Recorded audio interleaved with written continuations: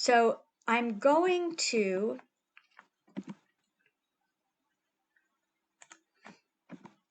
describe the research design in terms of macro, meso, and micro levels, which I have not done before. Again, I don't want this to be anything other than an explanation that should help bring clarity to you.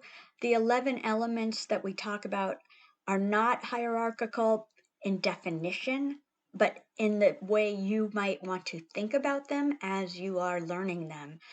Hopefully this can be helpful. So at the macro level, we have this research problem. And again, I think Cresswell and Cresswell say it also, that isolating and making sure that none of these elements overlap each other is important.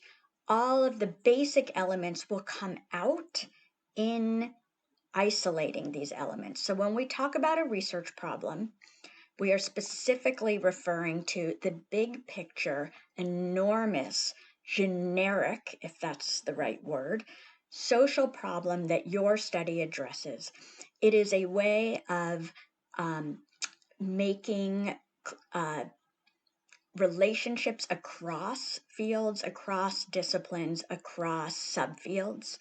My research problem is social inequalities in schools, so that a sociologist who studies social inequalities in schools understands that their point of view coming from sociology or my point of view coming in from education are essentially connections. Someone studying a different version of social inequality in a different field would also then understand, oh, she is studying social inequality from the perspective of schools. I am studying it from the perspective of urban planning. It allows people to have a foothold into what your study is about before you start throwing in details about sites and samples and all those other kinds of issues that become important, but not at the macro level, at the meso and micro level. Now, another macro element that I'm not going to deal with right now, we'll talk about it in a moment, is methodology. That why I say macro is because it's a shorthand for getting down to brass tacks. Hey, I'm doing a study of social inequality and I'm using qualitative methods, or I'm using quantitative method. Again, it's not detailed, but it helps ground your study in a way that someone else can come along and say, oh yeah, I know what that means. Okay, what are the details? All right, so in terms of details, we have the target of inquiry. What are you studying? Now, this is not any overlap. So the site for me is always, or most of the time, education. And my target of inquiry is not education. My site is education, and hopefully something more detailed than just education. So what is that target of inquiry? It is a narrowing down of the research problem in my field. So if the research problem is social inequality, there are many, many, many opportunities and ways to study social inequality. Zeroing in on a Meso-Level. Are you studying policies perhaps that are related to addressing the issue of social inequality? Maybe which kinds of policies are you focusing in on? I'll give you some examples of Meso-Level targets of inquiry that some of my own students have dissertated on.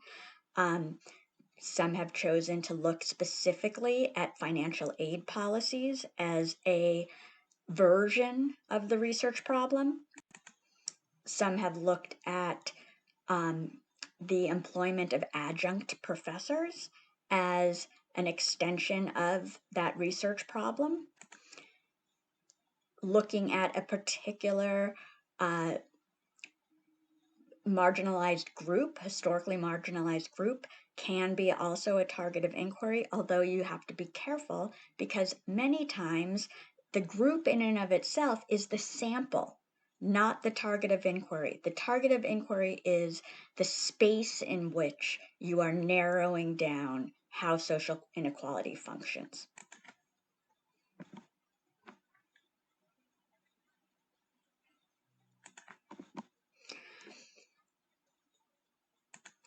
The literature review, which we will also be discussing once I start talking about micro issues, they inform each other.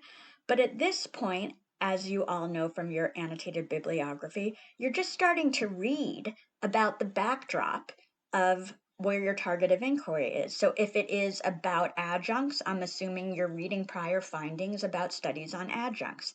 If it's about financial aid policies, I'm assuming you'd be reading prior findings about financial aid policies. Now, as you become more familiar and as the design progresses, your micro decisions are then going to further inform your literature review. You can't start with the micro. You have to start with the macro. Otherwise, you're not giving the design its full opportunity to find its rightful, most beneficial design in terms of studying the research problem. This isn't about, I want to study this, so I'm going to create a problem that fits the population. It's about starting with the problem and moving down. I'm going to stop here for a moment and allow you to take a rest, and then we will pick this back up in video part 2.